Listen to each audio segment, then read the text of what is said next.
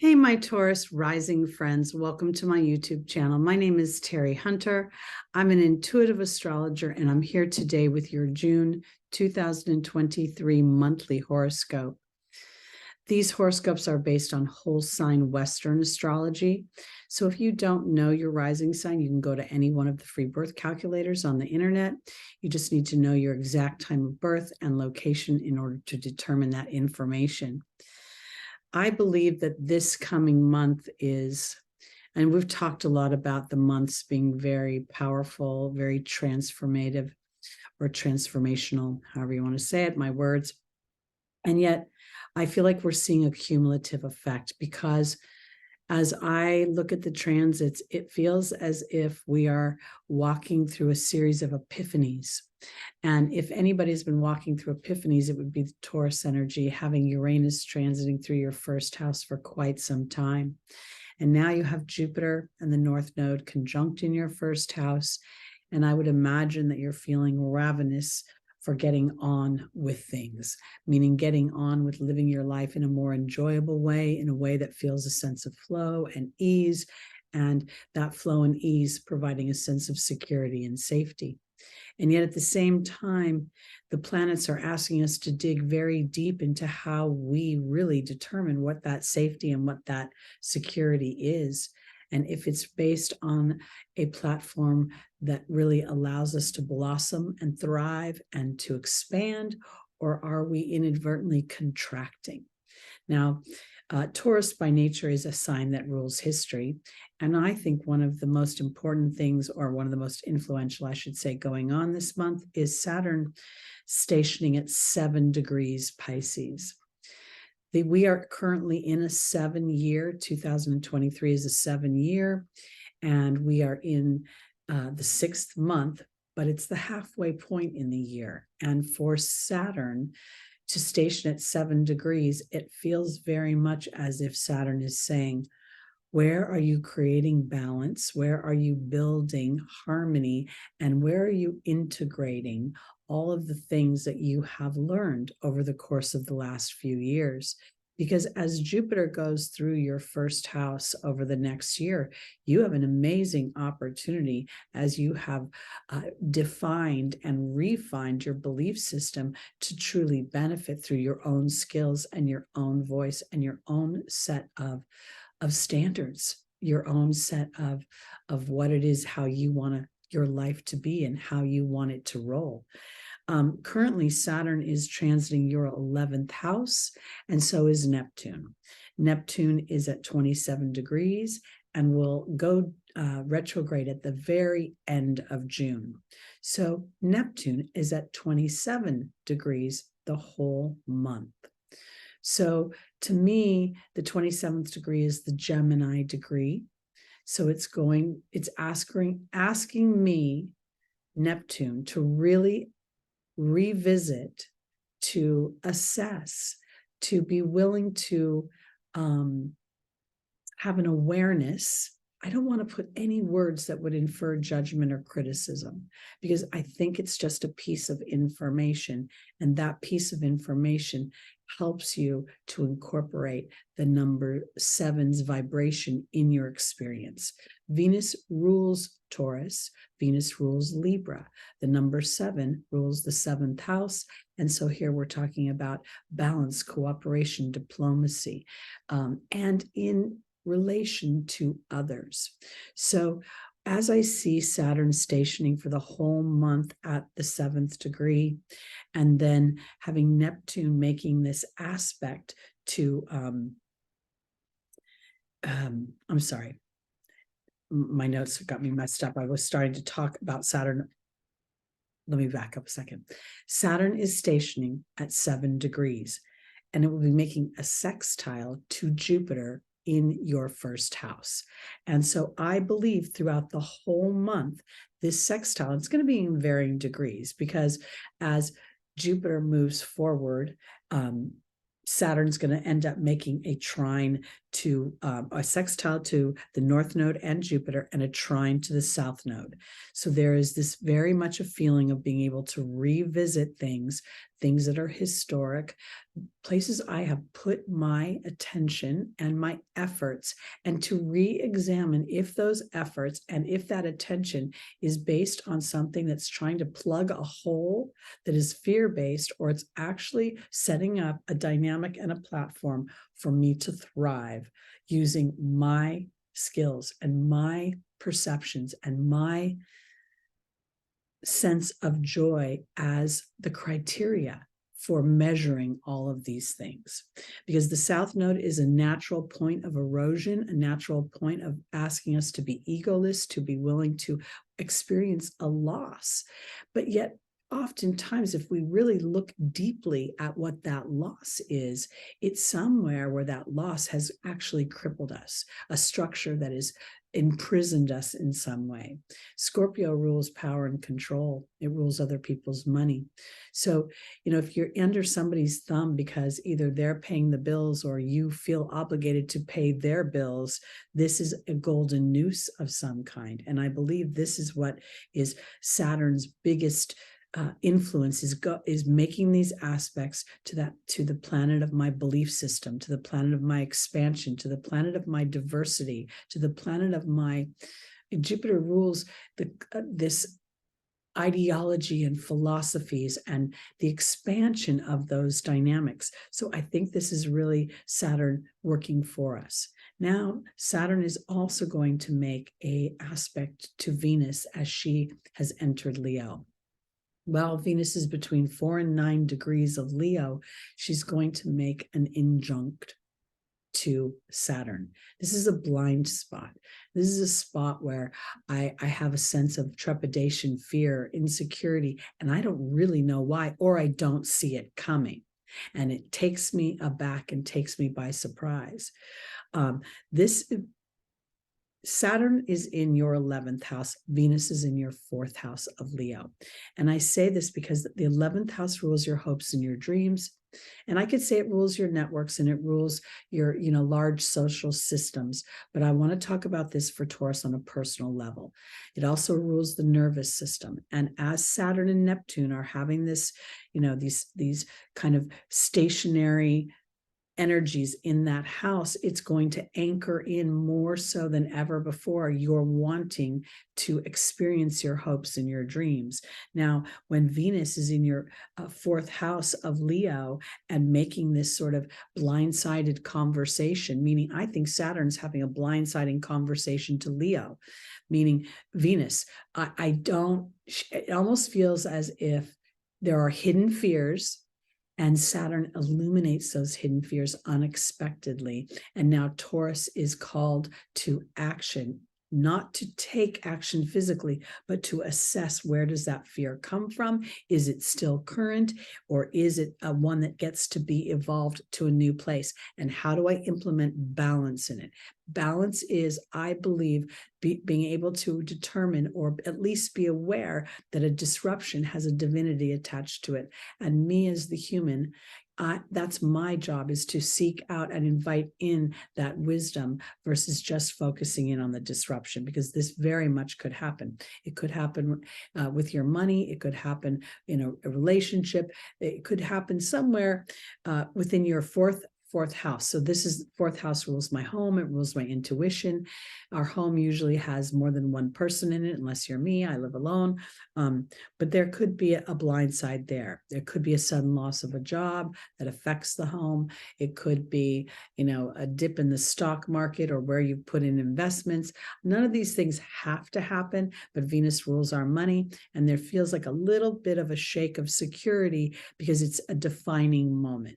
Because as Pluto retrograde dips back into your 9th house of Capricorn, it's really going to ask you to step up into the higher realm of belief and to start to anchor that belief in a more sustainable and enduring way. Because if for some reason you get laid off of your job, I've heard some people going through layoffs, this is a time not to be stunned and shocked by the the fact that you've lost, quote unquote, your job, but really to go into the place of your hopes and your dreams. And is this the job that I always wanted? Was it filling my heart? Was I getting up every day, or at least a few days a week, excited about what I was doing? Or if I had all the money in the world and all the security in the world, I would do this, because that's what Saturn is asking of you. Saturn is, I think, rewriting authority, rewriting the structure of our lives in such a dramatic way that Saturn is saying, I ruled the golden age. I gave mankind the tools to build their wealth. Have you forgotten that? Because I want to remind you that I'm here to reward you. I'm here to make your life better, which is why I ask you to sustain beyond what you can see with your eyes and what you can feel sometimes. Because on the day of the new moon, which will be at 26 degrees Gemini, that will be the day that Saturn is actually turning retrograde. So there is an opportunity to create something new based on the old, but without the cobwebs and without the rickety siding or the rusted nails or whatever was making your structure not as secure as it could be.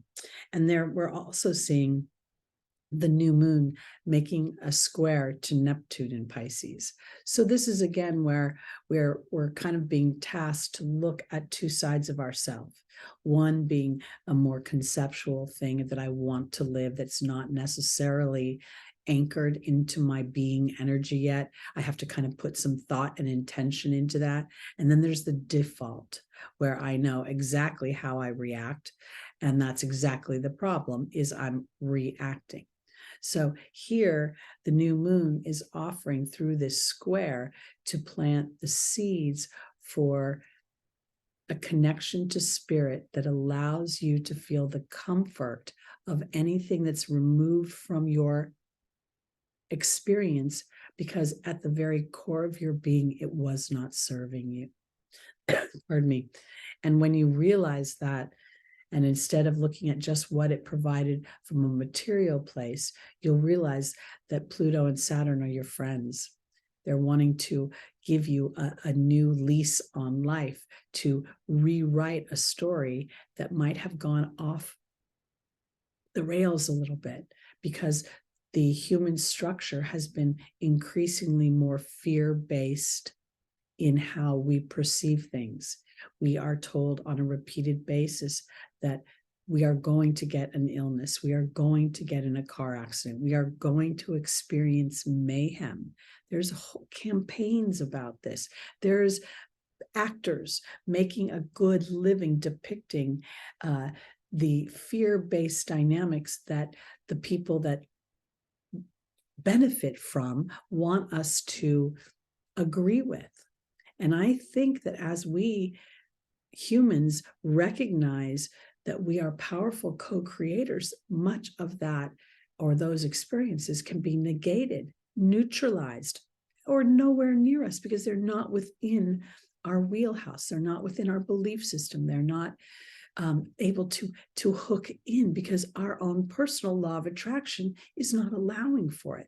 And this is what I believe is the true Aquarian age.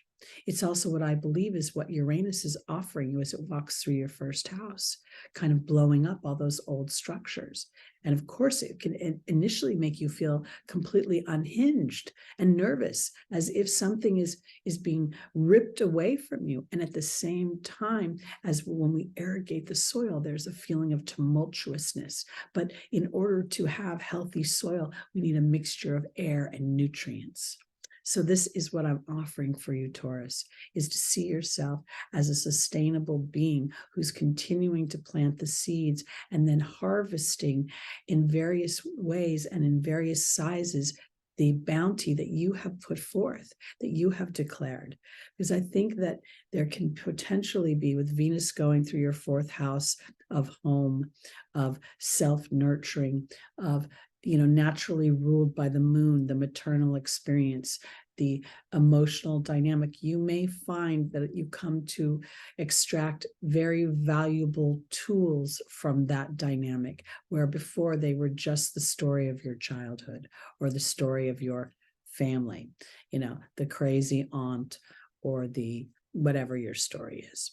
So that's what I have for you for Saturn. Now let's talk a little bit about Pluto, because Pluto is going to re-enter Capricorn on June 11th, and it will basically stay retrograde for 162 days.